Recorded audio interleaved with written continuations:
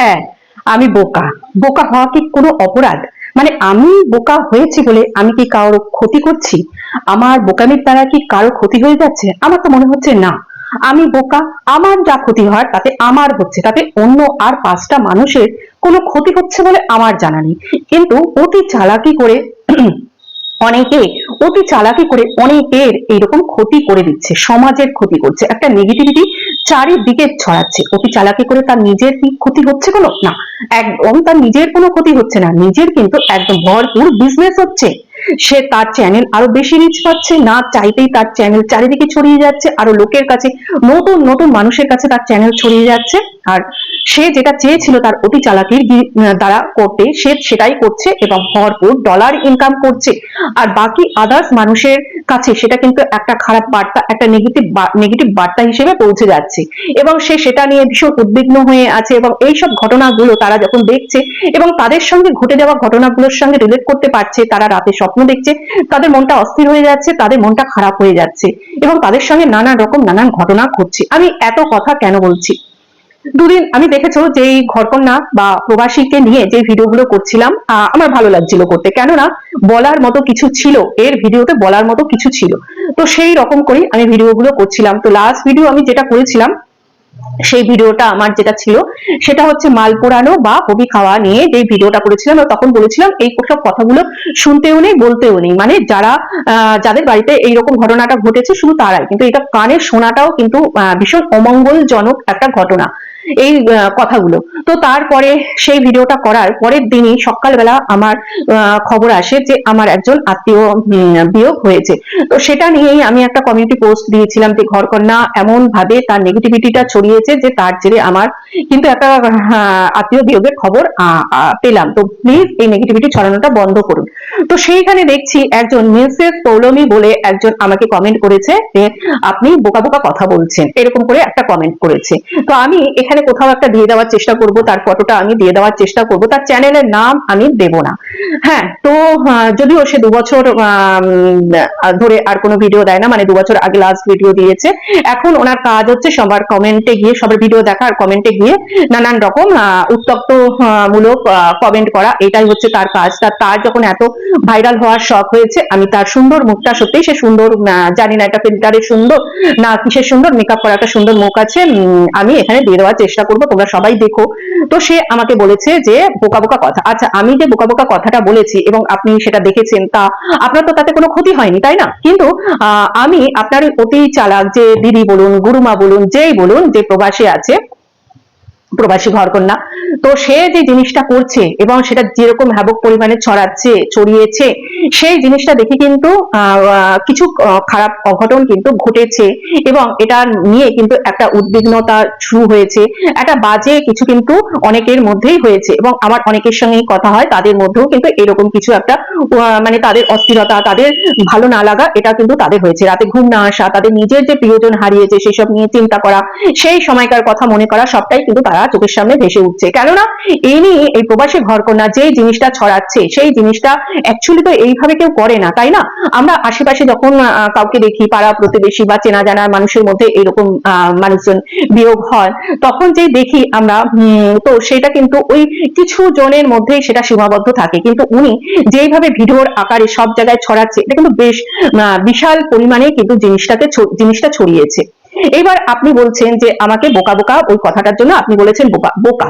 আচ্ছা, আপনার হয়তো অনেক কিছু জানা নেই, আপনি নাই জানতে পারেন, তার জন্য আপনার কোনো দোষ নেই। আমিও অনেক কিছু জানতাম না, তো তারপরে যখন আমি শিখেছি, সেই জিনিসগুলো আমি জেনেছি, শুনেছি, শিখেছি। আপনিও সেরকম হয়তো জানেন না, আপনি এঞ্জেল থেরাপির সম্বন্ধে জানেন না, আপনি ইউনিভার্স সম্বন্ধে জানেন না, আপনি রেকি সম্বন্ধে জানেন না, নাই বা জানতে পারেন। এগুলো সম্বন্ধে যদি আপনার একটু জ্ঞান থাকতো, তাহলে আপনি ওইখানে কমেন্টে এসে ওই কমেন্টটা আপনি করতেন না। কেননা আপনি তো নেগেটিভ জিনিস দেখতে অভ্যস্ত, সেই কারণে হয়তো আপনার ওই ঘরকন্যা, প্রবাসী ঘরকন্যা, মানে ঘরকন্যা তো আমারও চ্যানেলের পেছনে মানে লাস্টে নামটা আছে ঘরকন্যা, ওদের শুধু ঘরকন্যা বলে মনে হচ্ছে নিজেকেই বলছি না, প্রবাসী ঘরকন্যার এইসব ভিডিওগুলো দেখতে আপনি বেশি ভালোবাসেন। আপনি তো ওইসব জিনিস, আপনি কোথায় কি রেকি, কি লামাফেরা, কি এঞ্জেল থেরাপি, কি ইউনিভার্স, এইসব তো আপনি দেখবেন না, জানেন না। আপনাদের মতন মানুষরা তো এইসবের ধারে কাছ থেকে যাবে না, তাহলে আপনারা কি করে জানেন?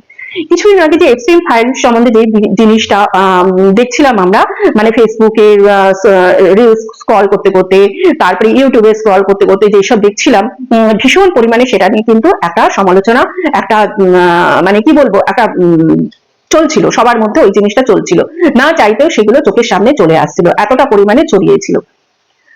তো তার আগে বলে রাখি, এই যে সময়টা, এই সময়টা কিন্তু খুব একটা যে ভালো সময় যাচ্ছে তা না। আপনারা জানেন যে যুদ্ধের ব্যাপারটা চলছে, তার ফলে নানান জায়গায় কি অবস্থা, নানান দেশের কি অবস্থা হয়ে আছে। আমরাও যে খুব সেফ জায়গায় আছি তা কিন্তু না।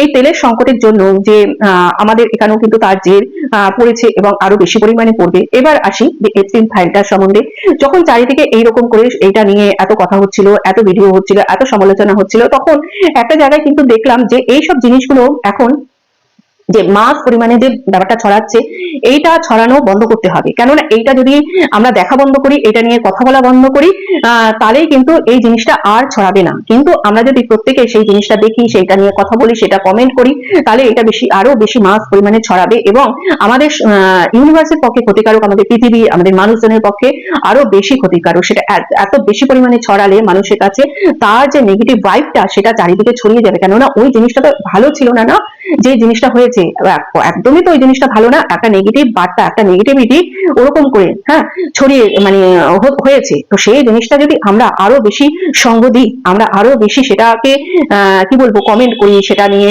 সমালোচনা করি, তার মধ্যে নিজে ইনভলভ হই, তখন কিন্তু তার মধ্যেকার যে নেগেটিভ যে ব্যাপারটা, নেগেটিভ যে ভাইবটা, তার সেটাও তাদের মধ্যে চলে আসবে এবং যে ক্ষতিকারক যে ব্যাপারটা সেটা আমাদের সঙ্গে, মানে আমরা যারা যারা ইনভলভ থাকবো আমাদের সঙ্গেও হবে।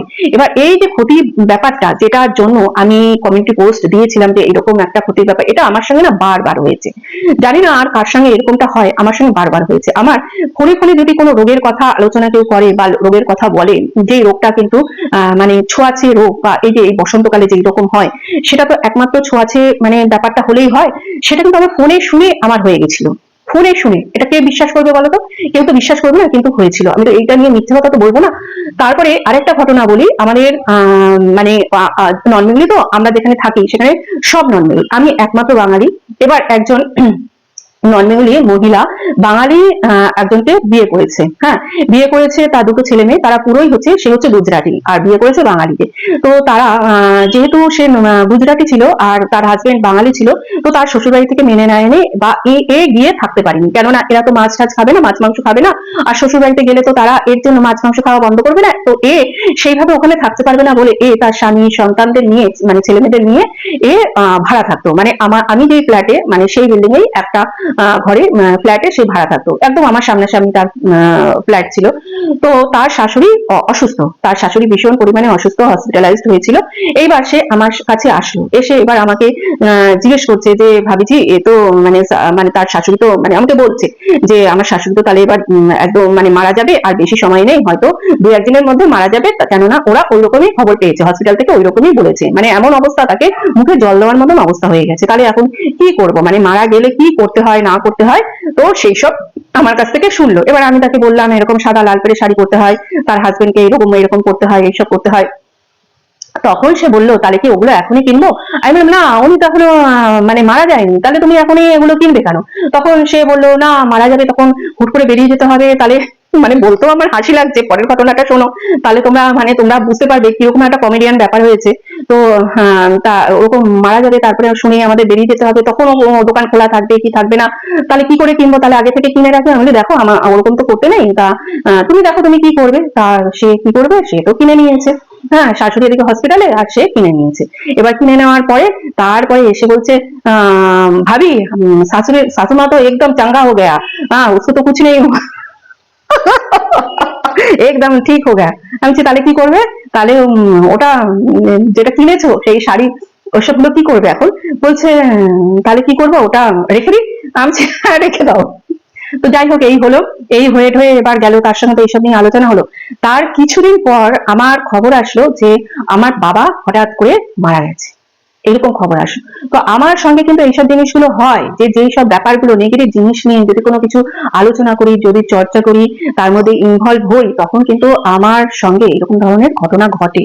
তো সেই এই সংক্রান্ত ভিডিও করতে আমার বেশ ভালো লাগছিল, খারাপ লাগছিল না। তার যে দোষ গুণগুলো ধরে ধরতে আমার বেশ ভালো লাগছিল, কিন্তু আমার একটা টাইমে বলতে আমার বুকটাও কাঁপছিল যে এরকম জিনিসগুলো তো এইভাবে ছড়াতেও নেই, দেখতেও নেই, শুনতেও নেই। অনেকে দেখছি ওনার সেই সব জিনিসগুলো নিয়ে থাম্বনেলে বসিয়ে তারা ভিডিও করছে। আমি তো তাদের কাছে অনুরোধ করবো, প্লিজ আপনারা ভিডিও করছেন করুন, সমালোচনা করছেন ওনাকে নিয়ে করুন, কিন্তু উনি যে ভুলগুলো করছে আপনারাও সেই ভুলগুলো করবেন না। আপনারা সেই জিনিসগুলো একদম তা আপনাদের থাম্বনেলে লাগাবেন না। ওনার ছবি লাগান, কিন্তু তার সঙ্গে যেসব ছবিগুলো আমাদের দেখতেও নেই, জিনিসগুলো আমরা শুনতে নেই, সেই সব ছবিগুলো আপনারা লাগাবেন না। তো যাই হোক, এই কারণে কিন্তু এবার আরেকটা বলি, যখন ধরো 2020 করোনা যখন আসলো, করোনা যখন প্রথম বিদেশে শুরু হলো, তখন যখন আমরা করোনা সম্বন্ধে সবই জানতে আরম্ভ করলাম, তখন একটা ভিডিও আমাদের সামনে খুব আসতে মনে আছে যে একজনের করোনা পজিটিভ হয়েছে, সে আরেকজনকে ছুলো, তার হয়ে গেল, সে আরেকজনকে ছুলো, সেখান থেকে 2 জন, সেখান থেকে 4 জন, সেখান থেকে 6 জন, তারপরে পুরো মানুষ জুড়ে সে যেখানে যেখানে যাচ্ছে করোনা ছড়াতে যাচ্ছে, পুরো মানুষ ওরকম হয়ে গেল, তারপরে তারা কিন্তু মারা গেল। এরকম একটা ভিডিও প্রচন্ড পরিমাণে আমাদের কাছে ভাইরাল হচ্ছিল। তো তারপরে যখন চারিদিকে দেখলাম ওরকম বিদেশে, প্রথম তো বিদেশে শুরু হলো, দেখলাম কি অবস্থা, কত কত মানুষ মারা যাচ্ছে, কি অবস্থা হচ্ছে। ওই টাইমে আমার হাজবেন্ড যে রেকি করতো এবং লামাফেরা এসবগুলো যেখান থেকে করেছে, তো সেইখানে একটা বলা হলো যারা যারা এসবগুলো মানে তার কাছ থেকে শিখেছে, সেই টিচার বললো যে এটা তো এত মাস পরিমাণে ছড়ানো হচ্ছে। যখন আমাদের এখানে প্রথম আসলো, আমাদের দেশে প্রথম আসলো, আস্তে আস্তে যখন শুরু হলো, হ্যাঁ, তো বললো মাস পরিমাণে যাতে না ছড়ায় তার জন্য কি করতে হবে, আমাদেরকে মানে অনেক বেশি পরিমাণে সবাই মিলে প্রে করতে হবে, মাস পরিমাণে প্রে করতে হবে, তবে সেই প্রার্থনাটা ইউনিভার্সের কাছে বেশি করে পৌঁছাবে। দেখবে একজন প্রার্থনা করলে যতটা না জোর হয়, হ্যাঁ, অনেকে মিলে যদি আমরা একত্রে প্রার্থনা করি তাহলে সেটা কিন্তু অনেক বেশি পরিমাণে ইউনিভার্সের কাছে পৌঁছায় এবং সেটা একটা ভালো মানে একটা পজিটিভ কিছু হয়। তো আমাদের দেখবে যে একটা দিন রাখা হয়েছিল যখন প্রদীপ চালানো বা ঘন্টা বাজানো যে ব্যাপারটা করা হয়েছিল, সেটাও কিন্তু অনেকটা কাজ দিয়েছিল। সেই কারণে কিন্তু আমাদের যেহেতু আমাদের দেশটা আধ্যাত্মিকে একদম পরিপূর্ণ, মানে আধ্যাত্মিক বিষয়টা অনেকটা আমরা মানি, অনেকটা এটা নিয়ে চলতেই ভালোবাসি, তো এটার উপরে বেস করেই কিন্তু আমরা বেঁচে আছি। তো তাই কারণে আমাদের কিন্তু অনেকটাই ক্ষতি কম হয়েছিল অন্যান্য দেশের থেকে, বিদেশের থেকে আমাদের কিন্তু অনেকটা ক্ষতি কম হয়েছিল। এটা তোমরা মানো বা না মানো, আমি তো এটা বলবোই। তো এই যে যেমনি এই প্রবাসে যেমনি যে জিনিসটা করছে, এটা উনি এতটা বাজে পরিমাণে, আমি এখনো বলবো ছড়িয়েছে, এই নেগেটিভিটিটা এতটা বাজে পরিমাণে ছড়িয়েছে, এইটাতে কিন্তু একটা বড় রকম কিন্তু বাজে এফেক্ট আসতে চলেছে, খুব বড় রকমের বাজে এফেক্ট আসতে চলেছে। এইটার থেকে আমরা কি করে বিরত থাকবো? আমরা কমেন্ট করব না, আমরা এই সংক্রান্ত মানে কি বলবো, ওই যে যেগুলো শুনতে নেই, দেখতে নেই, সেগুলো আমরা দেখবো না, শুনবো না, কিন্তু সেগুলো কি আমরা করতে পারি? আমরা সেগুলো করতে পারি না। আমাদের এই দিকেই কিন্তু আমাদেরকে টানে, যাই দেখি একটু কি বলেছে, কি করেছে, উনি কি দেখিয়েছে, এইগুলো যে পরিমাণে এতটা লোক দেখছে আর এতটা পরিমাণ ছড়াচ্ছে, এটাই যদি কোনো ভালো কিছু, কোনো মানে কি বলবো আধ্যাত্মিক কোনো বিষয় হতো, তখন কিন্তু এই জিনিসটা এতটা পরিমাণে ছড়াতো না। সেখানেও যদি আমরা বেশি পরিমাণে দেখতাম, বেশি পরিমাণে লোকের কাছে জিনিসটা ছড়াতো, তাহলে কিন্তু আমাদের মানে ইউনিভার্সে এত হ্যাবক পরিমাণে যদি ছড়াতো জিনিসটা, তাহলে ইউনিভার্স কিন্তু রিটার্ন হিসেবে আমাদের প্রচুর পজিটিভ কিছু দিত, আর যেটা আমাদের পক্ষে অনেকটাই ভালো হতো। কিন্তু সেটা তো এখানে হবে না। দেখবে কোনো কীর্তন যখন হয়, সেখানে যখন সবাই মিলে খোল কাশি নিয়ে কৃষ্ণ নাম জপ করে, সেখানকার মাহলটাই কিন্তু অন্যরকম হয়ে যায়, সেখানকার পরিবেশটাই অন্যরকম হয়ে যায়, ভীষণ একটা যে ভাইবটা থাকে সেই ভাইবটা একদম পজিটিভ একটা ভাইব হয়ে যায় চারিদিকে। দেখবে দেখুন এই যে মানে কি বলবো বৃন্দাবন বা আমাদের এই যে মায়াপুরে যে যখন আমরা এই নাম গানটা দেখি, নাম গান দেখি, কি ভালোই না যে লাগে। তারপরে বড় বড় মন্দিরে আমি তো সাউথের মন্দিরে আমি যখন গেছি, আমি তো সেইখানে কিন্তু যে মন্ত্রটা যেই ভোরবেলা, ওখানে তো মানে সাউথের মন্দিরে ভোরবেলায় যে মন্ত্রটা আর একটা অদ্ভুত একটা সুগন্ধ বেরোয়, এত ভালো লাগে কি বলবো, জোরে জোরে সাউন্ড বাজছে, সেই একটা সুন্দর মন্ত্র, ওদের মন্ত্রটা না একটা অদ্ভুত কিন্তু ভাইব আছে, তোমার শুনলেই না মনটা একদম পবিত্র হয়ে যাবে। আমরা যখন এতে গেছিলাম কি বলবো, ব্যাঙ্গালোর থেকে আমরা তিরুপতি গেছিলাম। তো তিরুপতি আমরা রাতে বাসে উঠেছিলাম। তো ভোরবেলায় আমাদেরকে একটা মন্দিরে এসে নামানো হলো। তো সেই মন্দিরটা না, আমার নামটা এই মুহূর্তে মনে নেই, সেটা মানে মা লক্ষ্মীর আর একটা রূপের মন্দির। তো সেখানে যখন গেলাম, সেই যে ভোরবেলা একদম সবে অন্ধকার থেকে আলো ফুটছে, সেই সময়কারটা এত সুন্দর মন্ত্রোচ্চারণ হচ্ছে সেখানে, দারুণ দারুণ লাগছিল। তারপরে তো আমরা তিরুপতি গেলাম। তো এইরকমই বড় বড় মন্দিরে যখন যাবে না, তার গর্ভগৃহে ঢুকলেই তোমার একটা আলাদা একটা ভাইব আসবে। কি কারণে আসে সেই আলাদা ভাইবটা? আমরা বাড়িতেও তো পুজো করি, বাড়িতে সেই ভাইবটা পাই না কিসের জন্য? কেননা গর্ভগৃহটাই ওইভাবে তৈরি হয়, সেখানকার যে মন্ত্রোচ্চারণ, সেখানকার ফুল চন্দন মালা, সারাক্ষণ যে পুজো হচ্ছে, সেই কারণে ওই জায়গাটা ওইরকম একটা পবিত্র, ওইরকম একটা কি বলবো, এখানকার একটা আলাদাই একটা ফিলিংস, একটা আলাদা একটা ভাইব তৈরি হয়ে যায়। তো এইরকমই আমরা যদি ভালো কিছু অনেকটা বেশি পরিমাণে সবার মধ্যে ছড়িয়ে দিতে পারি, তাহলে সেটা সবার জন্য ভালো হবে। আর আমরা এরকম খারাপ নেগেটিভ জিনিসও যদি সবার মধ্যে ছড়িয়ে দিতে পারি, তাহলে সেটা খারাপ হবে, সবার জন্য খারাপ হবে। এবার আপনি মানে মিসেস পৌলমী, আপনি মানে পৌলমী মানে আমারও একজন খুব প্রিয় পৌলমী আছে, ভীষণ সুন্দরী একজন পৌলমী আছে। সে কিন্তু না, এ আলাদা একজন পৌলমী। তো সেই পৌলমী আপনার হয়তো জানা নেই এই ব্যাপারটা, তাতে কোনো আপনার মানে দোষ না, এটা আপনার দোষ না। আমিও হয়তো যখন জানতাম না যে এইসব ব্যাপারগুলো হয়, তখনও কিন্তু আমার দোষ ছিল না। তারপরে যখন আমি এগুলো ফিল করেছি, আমি এইগুলো নিয়ে চর্চা করেছি, আমি এইগুলো জেনেছি, তখন আমি বুঝেছি না, এই জিনিসগুলোর একটা মূল্য আছে, এই জিনিসগুলো কিন্তু হয়। ইউনিভার্স এমন একটা জিনিস, যখন তুমি ইউনিভার্সকে যা বলবে, তুমি বলবে যে ধুর এটা আমার দ্বারা হবে না, ইউনিভার্স তখন বলবে যে হ্যাঁ তোমার দ্বারাই হবে না, তোমাকে আমি করতেও দেব না। কেননা ইউনিভার্স জানে না যে আমি ওটা বিরক্ত হয়ে পড়লাম। ইউনিভার্স তখন ভাববে যে এটা হয়তো তুমি চাইছো, যে তোমার দ্বারা হবে না, যেহেতু তোমার মুখ থেকে বেরিয়েছে, তুমি চাইছো, তার জন্য ইউনিভার্স ওটাই তোমাকে দেবে। এবার তুমি যদি বলো তুমি পারছো না, কিন্তু তুমি তো মন থেকে বিশ্বাস করে যদি তুমি বলো যে এটা আমার দ্বারা হবে, এটা আমি করতে পারবো, এটা আমি করে ছাড়বো, ইউনিভার্স এটা পৌঁছে যাবে, তখন ইউনিভার্স তোমাকে সেটাই দেবে। এবার এর পেছনে যদি তুমি লজিক খুঁজতে যাও, লজিক খুঁজে পাবে না। তুমি যদি মনে করো যে তোমার মানে ধরো একটা আর্থিক সংকট এসেছে, কিছু টাকা তোমাকে কোথাও একটা নিয়েছো, সেখানে অমুক ডেটের মধ্যে দিতে হবে। এবার তুমি সেখানে ইউনিভার্সকে তুমি বললে যে আমি ওই টাকাটা পেয়ে গেছি, আমি সেই ধার দেনাটা মিটিয়ে দিয়েছি। দেখবে সেটা কোথা থেকে যে তুমি তোমার কাছে জোগাড় হয়ে যাবে, তুমি নিজেই জানো না। এবার এইটা নিয়ে যদি তুমি করার আগে বা বলার আগে তুমি ভাবো যে না আমার কি করে হবে, আমার হাতে তো এখন টাকা নেই, এই নেই ওই নেই, কি করে হবে, হবে না, তোমার যদি এত কোশ্চেন রেখে মাথায় তারপরে যদি তুমি জিনিসটা বলো করো, তাহলে তোমার এই জিনিসটা হবে না। তো মানে তুমি যে লজিক এর পেছনে খুঁজতে গেলে, আবার বলছি লজিক খুঁজতে গেলে তুমি এই লজিকের কোনো ইয়ে পাবে না। এটা লজিক দিয়ে হয় না, সবকিছুই ওই লজিক দিয়ে কিন্তু বিচার করা যায় না। তো তুমি মানে তুমি না, আপনি, কেননা আপনি আমার কোনো ভালোবাসার পাত্রীও না, আপনাকে আমি চিনিও না। তো আপনার যে কমেন্টটা, সেটা নিয়ে আমি যতটুকু জানি আমি ততটুকুই বললাম। তো জানি না এটা আপনার ভালো লাগবে কিনা, হয়তো আপনার ভালো লাগবে না। আর আপনি কি মনে করলেন আমার এই ভিডিওটা নিয়ে, সেটা যদি চান আপনি, তাহলে আপনি এখানে কমেন্টের মাধ্যমে লিখতে পারেন, অসুবিধা নেই। তো আজকে এই পর্যন্তই বন্ধুরা, ভালো থেকো, সুস্থ থেকো, টাটা। ও আরেকটা কথা বলে নি, এখানে এই যে ঘরকন্যা আজকে যে ভিডিওটা দিয়েছে, সেখানে একটা কমেন্ট এসেছে যে আপনার হাজবেন্ডেরও যদি এরকম কিছু হয়, তাহলে কি আপনি এরকম করে দেখাতে পারবেন, ভিডিও করতে পারবেন? তো সত্যি এই কমেন্টটা কিন্তু ভীষণই মানে আরো অনেক কিছু ওখানে উনি বলেছে, কমেন্টটা কিন্তু খারাপ, কিন্তু যে লিখেছে তাকে কি সত্যিই খারাপ বলা যায়? তাকে সত্যিই খারাপ বলা যায়? আমার তো মনে হয় না। কেননা উনি এমন ভাবে একজন মানে মৃত মানুষকে উনি প্রেজেন্ট মানে দেখাচ্ছে। তো যে এই কমেন্টটা করেছে, সে কি বিরক্ত হয়ে এই কমেন্টটা আমার মনে হয় করেছে, বিরক্ত হয়ে। আর সে মনে হয় বুঝতে পেরেছে যে এই যে প্রবাসী, সে কতটা ডেসপারেট।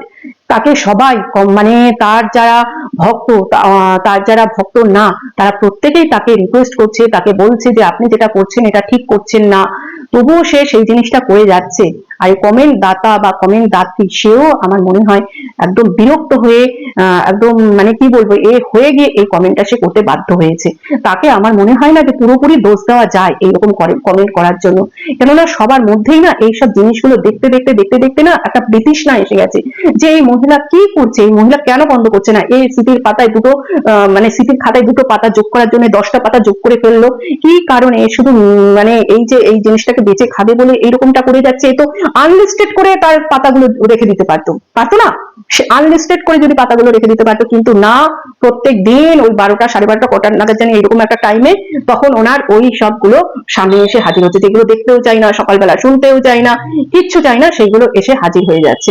তো এইরকম জিনিস তো আমি সত্যিই আমি দেখিনি যে এইরকম জিনিসটা এর আগে এইরকম ভাবে করেছে, কিন্তু এইরকম ভাবে যে করেছে এটা কিন্তু আমি আগে দেখিনি। যে ওই যে নিবেদিতার বেলায় যে জিনিসটা হয়েছিল সেটাও তো খারাপ হয়েছিল, কিন্তু আমার নিবেদিতার হাজবেন্ডও কিন্তু এতটা পরিমাণে দেখায়নি। তার ওই চোখে তুলসী পাতা দেওয়া ভিডিওটা তখন সামনে খুব চলে আসতো, শর্ট ভিডিওটা আমি কোনোদিনও আমি সেটা না টাচ করে দেখিনি, আমি খুলে দেখিনি। আর ওই ম্যান্ডির বাবার ওই ঘি মাখানো ওইটা তো আমি দেখিনি, ওই জিনিসটা আমি দেখিনি। এরা কি করে পারে এতটা মানে এতটা নিচে যেতে, এরা কি করে পারে আমি ভেবে পাই না। তো তবুও এরা এই জিনিসগুলো করে যাচ্ছে, আর সেইখানে গিয়ে সবাই ভালো করেছেন, স্মৃতির পাতায় যুক্ত করে রেখেছেন, আমরা এটাই দেখতে চেয়েছি। আপনারা না, আপনাদেরকে আমার একটু সামনে থেকে দেখার ইচ্ছা ছিল, আপনারা কারা ভাই, আপনারা কারা এই জিনিসগুলো, এই স্মৃতির পাতায় যুক্ত করা পাতাগুলো, এই জঘন্য পাতাগুলো আপনারা দেখতে চান কারা? আমার মনে আছে আমার শাশুড়ি যখন এরকম হলো 2017-তে, তখন যেদিনকে আমাদের ঘাট কাজ, তো সেদিনকে জামা কাপড় যে কাছাকাছি হয়, তো তখন তো আমার দিদি, আমার ভাইয়ের বউ, এরা সবাই তো ছিল, তো কাছাকাছি করে ধরে আমরা ছাদে জামা কাপড় মেলতে গেছিলাম। তো আমি তো তখন ওসব ধরবো না, কিন্তু আমি সঙ্গে ছিলাম, ওদের সঙ্গে ছিলাম আমি। তো তখন আমার মেয়ে বা কেউ হয়তো আমার একটা ফটো তুলে নিয়েছিল, ওরকম লাল পেটে সাদা শাড়ি পরা একটা ফটো তুলেছিল। তো সেই ফটোটা ছিল, পরে আমি যখন দেখছি সেই ফটোটা না আমি আর রাখিনি, আমি সেই ফটোটা আমার গ্যালারি থেকে আমি ডিলিট করে দিয়েছি, কেননা আমি সেই সব স্মৃতি কিচ্ছু রাখতে চাই না। তো এরা কত সুন্দরভাবে এইসব স্মৃতিগুলো ধরে রাখছে, একটা জীবন্ত মানুষের স্মৃতি রাখা যায়, তা এরা মৃত মানুষের স্মৃতি এইভাবে ধরে রাখছে। আমার যে বাবা 2014-তে মারা গেল, তো আমার বাবার যে তখন তো মানে ফোন, মানে কি বলবো, ছোট ছোট ভিডিও, এত ভিডিও করার তো তখন তো করতাম না। তো ছোট ছোট ভিডিও আমার ভাইয়ের ছেলের সঙ্গে আমার বাবা খেলছে, বা ভাইয়ের ছেলেকে কোলে নিয়ে আছে, বা এই ধরনের কিছু ছোট ছোট কিছু ভিডিও ভাইয়ের কাছে ছিল, আমাকে পাঠিয়েছে, সেই সবগুলো আমাদের মানে কাছে আছে। আমার কাছে এখন একটা ভিডিও আছে, যেটা আমার ভাইয়ের ছেলে যখন অন্নপ্রাশন হয়েছিল, তখন আমার বাবা দুপুরবেলা যে খাচ্ছে সেই ভিডিওটা আমি সবার ভিডিও করছিলাম, তখন এমনি এমনি মানে মেমোরিতে রেখে দেওয়ার জন্য করছিলাম, তখন তো এইসব ভিডিও কিছু করতাম না। তো তখন আমার বাবার এক ঝলক একটা ভিডিও উঠে গেছিল, তো সেইটা আমার পুরোনো একটা ফোনে ছিল, সেটা আমার আরেকটা আমার চ্যানেল আছে, যেই চ্যানেলটাতে আমি কিছু স্মৃতি ধরে রাখার জন্য আমি রেখেছি, তো সেইখানে কিন্তু ওই ভিডিওটা আমি আপলোড করে রেখে দিয়েছি, কেননা ফোন খারাপ হবে, ভিডিও আর খুঁজে পাবো না, তো সেইখানে আমি রেখে দিয়েছি। তো এইরকম মানে এইরকম ভাবে কে ধরে রাখে ভাই আমার জানা ছিল না। আরেকটা কথা, এই যে সুমি যে এখন অনেক বড় বাড়ি করেছে, এই যে শ্রাদ্ধ বাড়ির ব্লগ করার সুমি, তো তাকে নিয়ে এত কিছু হয়েছিল তাই না, সে একটা শ্রাদ্ধ বাড়িতে গেছে, সে সেজে গুজে গেছে, সেখানে ব্লগ করেছে, তো সেই সব নিয়ে তখন রোস্টাররা কত রোস্ট করেছে সুমিকে নিয়ে না। তা এখন তারা কোথায়, সুমি তো আমি বলবো যে কিছুই করেনি সুমি। এখন যে জিনিসটা হচ্ছে, যেই জিনিসটা ছড়াচ্ছে প্রত্যেক দিন সকাল হলে, যেই জিনিসটা আমাদের সামনে আসছে, এইটা নিয়ে রোস্টাররা কোথায় গেল, কেন রোস্ট করছে না? যারা বড় বড় রোস্টার আছে তারা কি কারণে রোস্ট করছে না? ও বড় চ্যানেল না, রোস্ট করা যাবে না, অসুবিধা হবে তাতে, কিছু মানে সেম ভিউয়ার্স থাকতে পারে, যদি ভিউয়ার্স কেটে যায়, যদি ফলোয়ার্স মাইনাস হয়ে যায়, সেসব ক্ষেত্রে অসুবিধা হবে, তার জন্য একে নিয়ে বা এনাকে নিয়ে ব্লগ করা যাবে না। ভালোই, এদিকে শাড়ি কিনতে যাচ্ছে, যেখানে কি বলবো, যে শাড়ি কিনতে যাচ্ছে, আমরা জানি যে এই সব সময় যে শাড়ি পরে, একদম যে মানে নর্মাল যে শাড়ি, যেটা লাল সাদা শাড়ি, একটু দেখবে কি বলবো, একটু গঙ্গাজল কালারের যে শাড়িগুলো হয়, সেই শাড়ি কিন্তু পরে। তো উনি দেখছি একটা ভিডিও খুব ভাইরাল হয়েছে, আমিও দেখেছি, বেশ কয়েকদিন আগে দেখেছি, যে আমি বলছিও কি বস্ত্রালয় জানি, কি বস্ত্রালয়, ওখানকারই, ওনার শ্বশুরবাড়ি যেখানে, সেখানে সব মিলে, ওনার বোন আছে, ওনার মেয়ে আছে, তারা মিলে শাড়ি কিনতে গেছে, যে উনি মানে স্নান করে সেদিন মানে কি বলবো, ওনার শাশুড়িকে দাহ করার পরে স্নান করে উনি কি শাড়ি পরবে, তো সেইটা উনি কিনলো ওখানে। আবার শাড়িগুলো চুজ করছে, দেখছে এটা না ওটা দেখা, ওটা মানে ভীষণ ভালো করে চুজ করছে, কোন ডিজাইনটা ভালো হবে, পরলে বেশ মানাবে। আমি তো সত্যি কথা বলতে, এটা না একটা কি বলবো, মানে কার্টুনে পরিণত হয়ে গেছে ব্যাপারটা, একদম একটা কার্টুনে, কোনো সিরিয়াস ব্যাপার নেই, কোনো দুঃখের ব্যাপার নেই, কোনো ইমোশনের ব্যাপার নেই, কিচ্ছু নেই। এটা একটা হাস্য কৌতুকে পরিণত উনি করে ফেলেছে। ওনার শাশুড়ির মৃত্যুটাকে পুরো একটা হাস্য কৌতুকে পুরো পরিণত করে ফেলেছে। না হলে এরকম ডিজাইনার শাড়ি চুজ করে করে দেখছে শাড়ি, এটা তো নর্মাল একটা শাড়ি পরে, নর্মাল লাল করে সাদা শাড়ি, ঠিক আছে মানলাম উনি ওই শাড়ি না পরতে পারুক, একটা এমনি ভেতরে পুরো সাদা প্লেন আর যেটা একদম প্লেন লাল পাড় যেই শাড়িগুলো হয়, তো সেই শাড়িও তো পরতে পারতো। তো সেই শাড়িগুলো পরে এইগুলো হচ্ছে যেদিনকে ঘাট কাজ হয় সেদিনকে এগুলো ফেলে দিয়ে আসতে হয়, বা ওই যারা ইয়ে করে নাপিত থাকে চুল নক করে তারা নিয়ে নেয়, এইগুলো হয়। তো সেইখানে ডিজাইনার শাড়ি খোঁজ করছে, ডিজাইনার শাড়ি দেখতে গেছে, সেখানে দেখলাম অনেকে কমেন্ট করেছে যে আপনি যে এই যে অসুখ গায়ে আপনি যে শাড়িগুলোকে ছুলেন, তো এইটা তো পরবর্তীকালে কেউ ঠাকুর মানে পুজো দেওয়ার জন্য তো এই শাড়ি নিতে পারে, হ্যাঁ, যে পুজো বাড়িতে যাবে বা তার বাড়িতে পুজো, তা আপনি যে ছুঁয়ে ফেললেন শাড়িটা, একটা অসুজের গায়ে আপনি শাড়িটা ছুঁয়ে ফেললেন, এটা কি আপনার ঠিক হলো? তারপরে আবার দেখছিলাম দেখছি কি চারিদিকে শুনছি যে ওনার মা ওখানে পুজো দিয়েছে, ওনার বাড়ি ফুল দিয়ে পুজো দিয়েছে। তো এইখানে এটা তো করা, অনেকে বলছে করা যায়, কিন্তু আমি যতটুকু জানি এটা করা যায় না। আপনার বাড়িতে গোপাল আছে, পাশের বাড়িতে দিয়ে দিন, এই কটা দিন পাশের বাড়িতে পুজো গোপাল নিই, বা যদি সেরকমও না হয় এমনি রাখুন, কোনো অসুবিধা নেই, গোপালের কাছে হাত জোর করে বলে দাও গোপাল সব জানে, সে তো আর একটা বাড়ির জন্য অভুক্ত থাকবে না, সে অন্য কোথা থেকে তার বউ ঠিক সে নিয়ে নেবে। ঠিক তার ভাইয়ের বউ এসেছিল, তার ভাইয়ের বউয়ের কাছেও তো পাঠিয়ে দিলে পারতো, ভাইয়ের বউ সেই কটা দিন সেই গোপালকে দিতে পারতো, বা পাশের বাড়ি ওনাদের পাশের বাড়িতে রেখে দিতে পারতো, সেখানে 3 বেলা গোপাল ভোগ পেত। কিন্তু কোনো এরকম মৃত বাড়ি, সে পুরো বাড়িটাই অসুচ, সেই বাড়িতে যে গোপাল পুজো দিতে পারে, দেওয়া যায়, এটা আমি সত্যি আমি এতটা বয়সে আমি এটা জানতাম না, আজকে নতুন কিন্তু আমি জানলাম। আমারও পাতায়, স্মৃতির পাতায় একটা পাতা যুক্ত হলো, যেটা হচ্ছে অসুচ বাড়িতে কোনো মৃত মানুষ যেখানে মারা গেছে সেই অসুচ বাড়িতে পুজো দেওয়া হয়, সে তার মা হোক বা যেই হোক, এটা আমি জানি না, আমার জানা নেই, কেননা সেখানে ঝাঁটাটাও দেওয়া হয় না। সেখানে যদি পরিষ্কার করা হয় কোনো চাদর বা কোনো কাপড় দিয়ে মেঝেটাকে গুলিয়ে গুলিয়ে সেই নোংরাগুলো সরিয়ে দেওয়া হয়, ঝাঁটাটাও লাগানো হয় না ওই কটা দিন। বাড়িতে হলুদ দেওয়া হয় না, বাড়িতে ফোড়ন দেওয়া হয় না, কোনো রকমে এক পাকে একটু ঘি দিয়ে বাড়িতে যারা অন্য আত্মীয় স্বজন যারা আসে তাদের জন্য রান্নাটা করা হয়। সেখানে কিন্তু কোনো এটা তো আমরা শোক পালন করা হচ্ছে, তাই না, এটা তাদের শোক পালন করা হচ্ছে, তো শোক পালনে কিন্তু এত এই সমস্ত চলে না। তো যাই হোক, অনেক ভুল ভাল জিনিস প্রমোট করা হচ্ছে এবং ভুলভাল জিনিস ছড়ানো হচ্ছে। তো এই যে মিসেস পৌলমী, আপনি কি বুঝতে পারলেন আমি কেন লিখেছি বা কি কারণে লিখেছি? যদি না পারেন তাহলে আমার দোষ, আমি আপনাকে বোঝাতে পারিনি, আর আমি বোকা, সেটা আমি মেনে নিচ্ছি। তাতে আমার মনে হয় না অন্য কারো কোনো ক্ষতি আছে, সম্পূর্ণ ক্ষতি আমার, দোষ আমার, সবটাই আমার। আমি বোকা, আমি বোকা। আপনি আপনার যে প্রিয় ব্লগার ভীষণ চালাক, অবশ্যই চালাক, না হলে তার শাশুড়ির মৃত্যুটাকে এরকম ভাবে বিক্রি করে এত টাকা ইনকাম করতে পারতো। একটা ব্লগে কিন্তু তার সমস্ত খরচ উঠে গেছে, যাওয়ার খরচ, এখানকার যা যাবতীয় খরচ, সমস্ত খরচ উঠে গেছে, বাকিগুলো তো এক্সট্রা, তাই না? টাটা, ভালো থাকবেন পৌলমী, ভালো থাকবেন কিন্তু।